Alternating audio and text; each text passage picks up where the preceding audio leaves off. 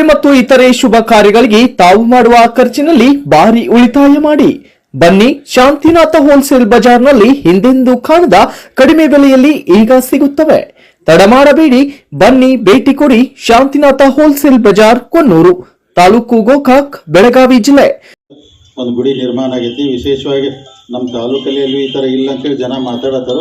ಇನ್ನೂ ಅದು ಅಂದ್ರೆ ಮೂರ್ತಿ ಪ್ರತಿಷ್ಠಾಪನೆ ಆದ ನಂತರ ಇನ್ನೂ ಭಾಳ ಅಂದ್ರೆ ಒಂಥರ ಒಂದು ರೂಪಕ್ಕೆ ಬರ್ತೈತೆ ಅದು. ಅದಕ್ಕೆ ನಾವೆಲ್ಲರೂ 30ನೇ ತಾರೀಕು ಇದೀಗ ಅವ್ರು ಹೇಳ್ದಂಗೆ ಪ್ರಾರಂಭ ಮಾಡಿ 8 ತಾರೀಕು ಅಂದರೆ ಯಾವ್ಯಾವ ದೇವರ ಮೂಲ ಪೀಠಕ್ಕೆ ಯಾವಾಗ ಕೂಡಬೇಕು ಅಂದರೆ ವಿಶೇಷವಾಗಿ ನಮ್ಮ ಇಲ್ಲಿ ಲಕ್ಷ್ಮೀ ತಾಯಿ 4 ತಾರೀಕು ಅಂದರೆ ಅವ್ರ ಪೀಠಕ್ಕೆ ಕೂಡಬೇಕಂತ ಹಿಂಗೈತಿ. ಕೆಳಗಿನ ಲಕ್ಷ್ಮೀ ದೇವರು ಒಂಥರ ಐತಿ, ಹನುಮಂತ ದೇವರು ಹೀಗೆಲ್ಲ ಅದು ಮಾಡಿದ್ರು.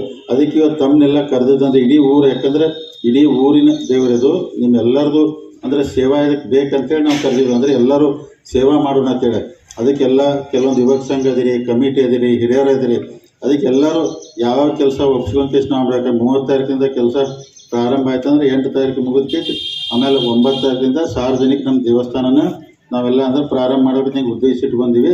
ಅದಕ್ಕೆ ತಾವೆಲ್ಲರೂ ಇಲ್ಲಿ ಬಂದಿದ್ದೀರಿ. ತಾವೆಲ್ಲ ಭಾಳ ಅಂದರೆ ಎಕ್ಸ್ಪೀರಿಯನ್ಸು ಅನುಭವ ಐತೆ ನಮಗೆಲ್ಲ. ಅದಕ್ಕೆ ಯಾರ್ಯಾರು ಒಂದೊಂದು ಏನೇನು ನೇಮಿಸೋದಿರುತ್ತೆ ಅಂದರೆ ಅವತ್ತು ಈ ಥರ ಕಮಿಟಿನ ಮಾಡಿ. ಉದಾಹರಣೆ ಈಗ ನಾವೆಲ್ಲ ಎಲ್ಲರಿಗೂ ಒಬ್ಬೊಬ್ರು ಅಂದರು ಪಾಂಪ್ಲೆಟ್ ಪ್ರಿಂಟ್ ಮಾಡಿಸೋಣ, ವಾಟ್ಸಪ್ ಒಳಗೆ ಹಾಕೋಣ ಅಂದ್ರೆ ಹಂಗೆ ನಾವು ಕಾರ್ಡ್ ಪ್ರಿಂಟ್ ಮಾಡೋದು ಎಲ್ಲರಿಗೂ ಮುಡಿಸ್ಬೇಕು. ಈ ಕಾರ್ಡ್ ಪ್ರಿಂಟ್ ಮಾಡಿ ಮುಟ್ಸೋದು ಒಂದು ಕಮಿಟಿ ಯಾರು ಜವಾಬ್ದಾರಿ ತಗೋತೀರಿ ಅವರೇ ಹೋಗಿ ಎಲ್ಲರಿಗೂ ಹಿರಿಯರಿಗೆ ಅಂದರೆ ಎಲ್ಲರಿಗೂ ಮುಟ್ಟೋ ಹಂಗೆ ಮಾಡ್ಬೇಕಾದ್ರೆ. ಈಗ 30 ತಾರೀಕು ಅಲ್ಲಿ ಕೆಳಗಿನ ಗುಡಿಯಿಂದ ಕೆಲಸ ಪ್ರಾರಂಭ ಆಯ್ತು, ಅಲ್ಲಿ ಒಂದು ಕಮಿಟಿ ಯಾರು. ಆಮೇಲೆ ಇಲ್ಲೆಲ್ಲ 1, 2 ದೇವಸ್ಥಾನ ಅಂದರೆ ಮೂರ್ತಿ ಎಲ್ಲ ಬರೋದಿರ್ತೈತಿ, ತೇರೆಲ್ಲ ಬರೋದಿರ್ತೈತಿ, ಇದು ಯಾವ್ದು ಮಾಡೋದು, ಊಟದ ವ್ಯವಸ್ಥೆ ಎಲ್ಲ ಇರ್ತೈತ್ರಿ, ಅದನ್ನೆಲ್ಲ ಯಾರು ಮಾಡೋದು ಅಂತೇಳಿ ಹಿಂಗೆಲ್ಲರೂ ತಾವೊಂದು ಜವಾಬ್ದಾರಿ ಒಪ್ಸೋದು ಚಲೋ ಆಗ್ತೈತೆ. ಈಗ 30 ತಾರೀಕಿಂದ 30 ಅಥವಾ 1, 2ರಿಂದ ಅಂದರೆ ಸಂಜೆಗೆ ಅಂದರೆ ಪೂಜನ ಕರೆದು ಪ್ರವಚನ ಇಂಥವೆಲ್ಲ ಹೇಳುವಂಥ ಕಾರ್ಯಕ್ರಮ ಇರ್ತೈತಿ. ಅದಕ್ಕೆ ಸ್ವಾಮೀಜಿಯವ್ರನ್ನ ಯಾರು ಕರ್ಕೊಂಡು 8 ದಿವಸ ಪ್ರವಚನ ಕಾರ್ಯಕ್ರಮ ಯಾರಾಗಬೇಕಂತ ಹಿಂಗೆಲ್ಲ ಒಂದು ಮಾಡಬೇಕು ಉದ್ದೇಶ ತಮ್ಮನ್ನೆಲ್ಲ ಕರೆದಿದ್ವಿ. ತಾವು ದಯಮಾಡಿ ಸೇವಾ ಮನೋಭಾವನೆಯಿಂದ ಅಂದರೆ ನಾವು ಸೇವಾ ಮಾಡೋದಕ್ಕೆ ಎಲ್ಲರೂ ಅಂದರೆ ಆ ದೃಷ್ಟಿಯಿಂದ ತಾವೆಲ್ಲರೂ ಯಾವ್ಯಾವ ಕಮಿಟಿ ಅವರು ತಾವು ಯಾವ ಜವಾಬ್ದಾರಿ ತೊಗೋತೀರ ಅಂದ್ರೆ ಯಾರಂದ್ರೆ ಆ ಥರ ಒಪ್ಸ್ಕೊಂಡು ಇವತ್ತನ್ನ ಫೈನಲ್ ಮಾಡೋ ಈ ಉದ್ದೇಶದಿಂದ ನಾವು ಕರೆದಿದ್ವಿ. ತಾವೆಲ್ಲರೂ ದಯಮಾಡಿ ಅಂದ್ರೆ ತಮ್ಮದೇ ಅಂದ್ರೆ ಮನೆ ಕೆಲಸ ತಿಳ್ಕೊಂಡು ಮಾಡ್ಬೇಕು. ಯಾಕಂದ್ರೆ ಎಲ್ಲರೂ ಭಾಳ ಅಂತಾರೆ. ಯಾಕಂದ್ರೆ ಸುಮಾರು ನೋಡ್ರಿ, ಯಾಕಂದ್ರೆ ದೇವಸ್ಥಾನ ಅಂದ್ರೆ 800 ವರ್ಷದಿಂದ ಪೂಜರು ಕಟ್ಟರು. ಸಣ್ಣ ಗರ್ಭಗುಡಿ ಆಯ್ತು, ಗರ್ಭಗುಡಿ ಆದ ನಂತರ ಮುಂದಿನ ಗುಡಿ ಯಾರು ಕಟ್ಟಿರ್ತ ಅದು ಗೊತ್ತಿಲ್ಲ. ಸುಮಾರು 1975ನೇ ಇಸ್ವಾಗ ಸುಮಾರು 50 ವರ್ಷದಿಂದ ಮುಂದಿನ ಕಲ್ಯಾಣದ ಅಪ್ಪಾರು ಕಟ್ಟಿಸ್ಕೊಟ್ರು. ಅದು 50 ವರ್ಷ ಆಗಿತ್ತು.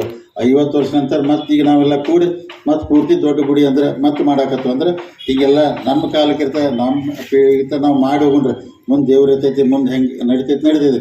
ಅದಕ್ಕೆ ಭಾಳ ವ್ಯವಸ್ಥಿತ ಆಗೈತಿ.